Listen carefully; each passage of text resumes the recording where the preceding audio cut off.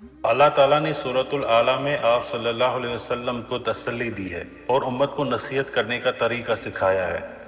ان آیات میں اللہ تعالیٰ آپ صلی اللہ علیہ وسلم کو یہ یقین دلاتے ہیں کہ قرآن کی حفاظت خود اللہ کے ذمے ہے، اور نصیحت کا فائدہ صرف وہی لوگ اٹھاتے ہیں جن کے دل میں اللہ کا خوف ہوتا ہے۔ بسم اللہ الرحمن الرحیم۔ سنقرئک فلا تنسیٰ، ہم آپ کو پڑھا دیں گے پھر آپ نہیں بھولیں گے۔ We will make you recite so you will not forget۔ اس آیات میں اللہ تعالیٰ آپ صلی اللہ علیہ وسلم کو یہ بشارت دے رہے ہیں کہ ہم آپ کو قرآن سکھائیں گے اور آپ اسے نہیں بھولیں گے۔ یہ آپ صلی اللہ علیہ وسلم کے لیے بہت بڑی تسلی تھی، کیونکہ آپ صلی اللہ علیہ وسلم کو فکر ہوتی تھی کہ کہیں قرآن کا کوئی حصہ بھول نہ جائے۔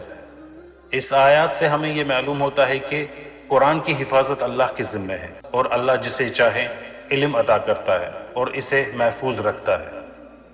اور پھر رب العالمین فرماتے ہیں الا ما شاء اللہ انہ یعلم الجہر وما یخفی، مگر جو اللہ چاہے بے شک وہ ظاہر اور پوشیدہ سب کچھ جانتا ہے۔ Except what Allah wills, indeed he knows what is declared and what is hidden۔ اس آیت میں اللہ تعالیٰ نے واضح کیا کہ ہر چیز اللہ کی مشیت کے تابع ہے۔ اگر اللہ چاہے تو کوئی چیز باقی رکھے، اور اگر چاہے تو اسے منسوخ کر دے۔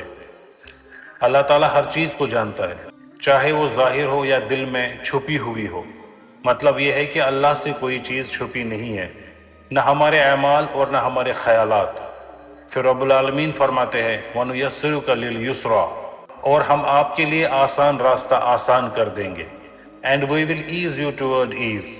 یہ آیت آپ صلی اللہ علیہ وسلم کے لیے خوشخبری ہے کہ اللہ تعالیٰ آپ کے لیے دین کا کام آسان کر دے گا اور آپ کو کامیابی کے راستے پر چلائے گا۔ اس میں امت کے لیے بھی پیغام ہے کہ جو شخص اللہ کے دین کے لیے کوشش کرتا ہے، اللہ اس کے لیے آسانیاں پیدا کرتا ہے۔ پھر رب العالمین فرماتے ہیں فَذَكِّرْ إِن نَفَعَتِ الذِّكْرَى، پس نصیحت کرتے رہیے اگر نصیحت فائدہ دے۔ So remind if the reminder should benefit۔ یہ آپ صلی اللہ علیہ وسلم کو حکم دیتی ہے کہ لوگوں کو نصیحت کرتے رہیے۔ نصیحت کرنا انبیاء کا کام ہے، اور ہر مسلمان کی بھی ذمہ داری ہے کہ دوسروں کو بھلائی کی طرف بلائیں۔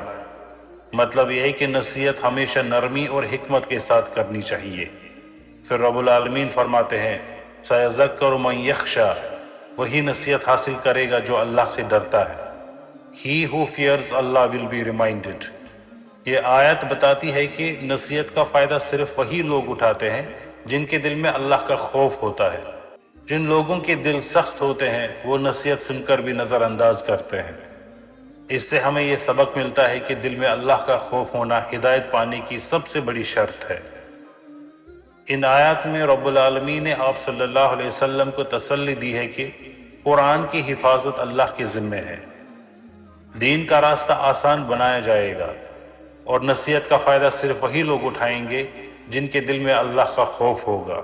یہ آیات ہمیں سکھاتی ہے کہ قرآن اللہ کی حفاظت میں ہے، اور اللہ ہر ظاہر و پوشیدہ چیز کو جانتا ہے، اور اللہ دین کے راستے کو آسان بناتا ہے، اور نصیحت کا اثر اللہ سے ڈرنے والوں پر ہی ہوتا ہے۔